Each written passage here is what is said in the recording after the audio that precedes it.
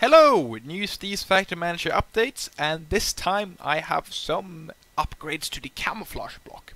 So previously we simply had this cable camouflage, but now we also do have the double-sided cable camouflage and the transforming cable camouflage.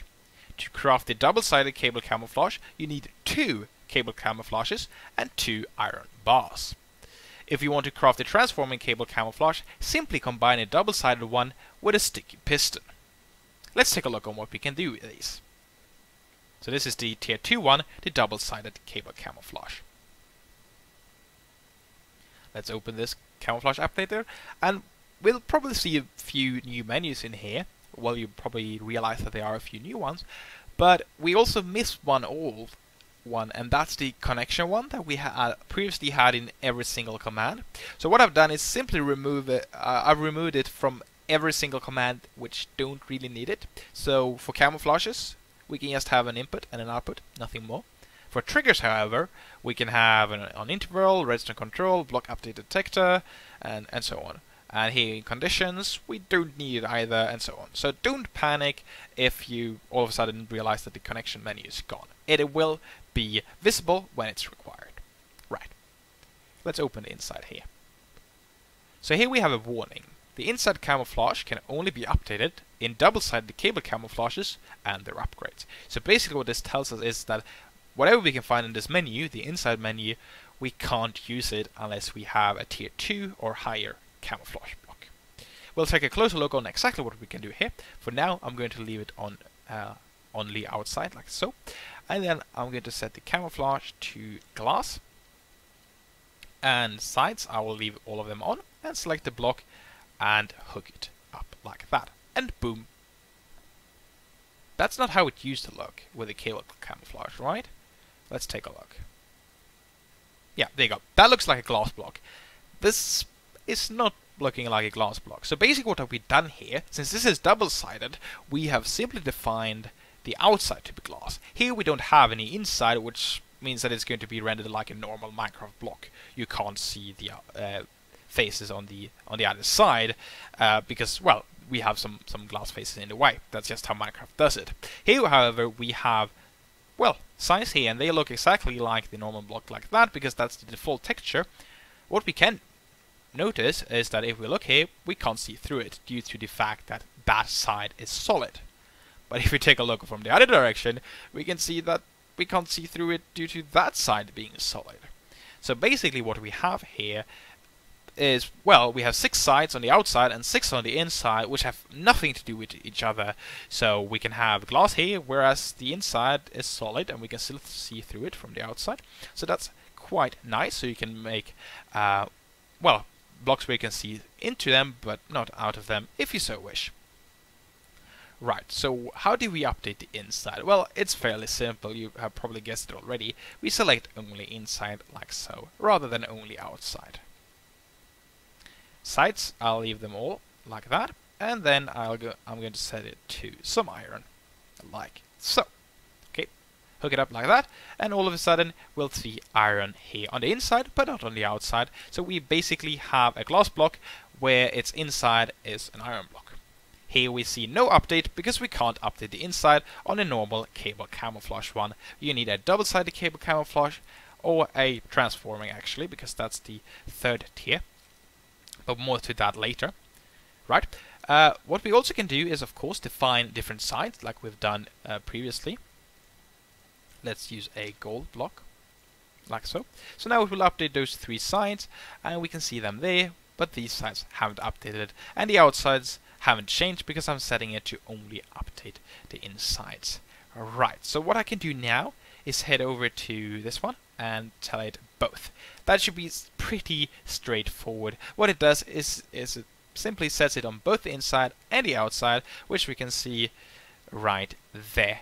There you go. So this one actually updates because it realizes, well, I don't have an inside, so I can't do that part of the both command, but I have an outside, so I'll try my best, and it will update the outside with the given camouflage and the given sides. Here we'll see that both the insides and the outsides now will match here with diamonds. Of course, we still have glass here and iron on the other side, but that's because we haven't updated those specific sides. So if you want the outsides and the insides to match when you do the update, then simply set it to both. Then we have the inverted one as well, which might seem a bit weird. So to do so, I'm going to place a new block there, and let's disconnect this for now.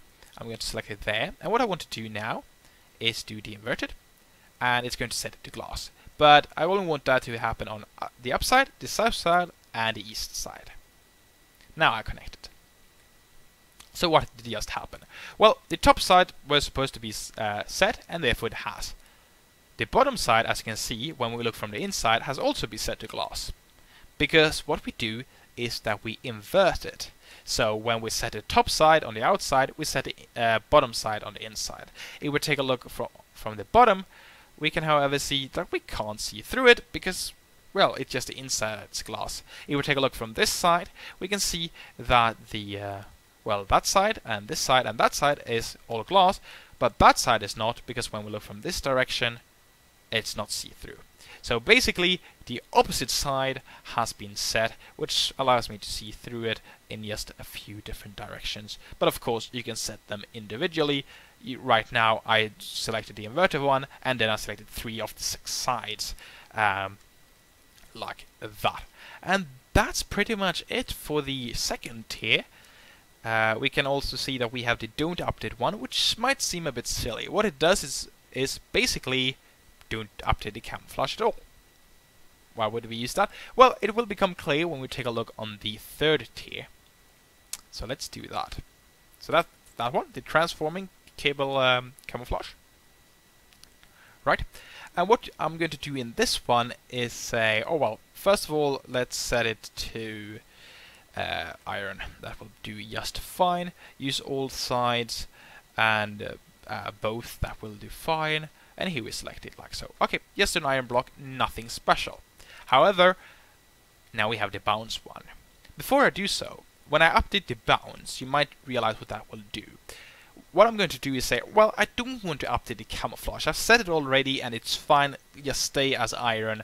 So therefore I select don't update. So if you want to update the bounce without affecting the, well, the camouflage, then, well, select don't update.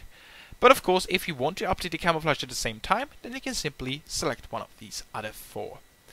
One more thing worth mentioning is that the bounce menu here has nothing to do with these settings here, or the sides, or the camouflage. So it's a separate thing. If we take a look here, we get the same warning. And this time it says the collision and bounce can only be updated in transforming cable camouflage. So you need the third tier for these effects to actually do anything. If I select update bounce, we'll see a few menus here. So what do we have? Well, we have some coordinates and some checkboxes here. Let's just give it a try and you'll see what happens. Look at that. So now we have the upper part of a block that looks like an iron block. So it's not an upper slab, it's just an iron block that looks like the top part. Oh, well, we just have the top part of that. Of course, there's nothing actually forcing us to make, well, shapes that already exist. So let's go from 0 to, I don't know, 8, like that. And look at that. That's, well, a quarter of a block, so that's half a slab. And you can step on it as well, without a problem, like that. So I've basically taken the camouflage, which is iron, and just made it, well, thin. Of course, you can combine these without a problem. So I can say, alright, we want that one, but we also just want that one, and that one. So now we have just a little piece here, and you can step on it as well. So nothing problem there. Well, not a problem there. So it's a quarter of the height, a quarter of the width, and a quarter of the depth, like so. Right. To be able to test further, what I'm going to do is set it back to 32, sorry. As you can see, when I tried to type 64, it's changed it back to 32, like so. Okay, so now I have the full block again, like that. Nothing special. However, if I deselect the collision one, well, that's not so surprising, but quite cool and quite useful. So I can just run through the block now because it has no collision. Of course, if I select collision again, it will have collision and I can stand on top of it or bump into it like that. Not a problem. for the next test, what I'm going to do is make this, let's say, look like a slab. That's totally fine. There you go. So now it looks like a slab. But what I'm going to do is say use full collision. What that means is that even though it looks like a slab, or whatever you have set it to, it could look like just a tiny little block, but just because we've set full collision here, it's still going to treat it as if it were a full block. So that means that I can walk on it like that. So now I'm standing on top. I'm not standing on the slab. I'm standing on the full, well, the top of the full block, even though we can only see as if it were a slab. So that's another thing. So you can either remove the collision completely, use the collision to match the texture or the visual appearance, or you can use collision as if it were still a full block, like that. So that's pretty much it for that. So we have the 3 different tiers here: the cable camouflage, the double-sided cable camouflage, and the transforming cable camouflage. Worth noting is that you can add these to clusters without a problem. So all the features you've seen also works if you put them into clusters. But remember, you can only have one of each type in a cluster at the very same time, so you can't add a transforming cable camouflage at the same time as a double-sided cable camouflage. That wouldn't actually make any sense, since the transforming one includes everything from the double-sided one, which includes everything from the cable camouflage, the normal one. And that's pretty much it. Good luck.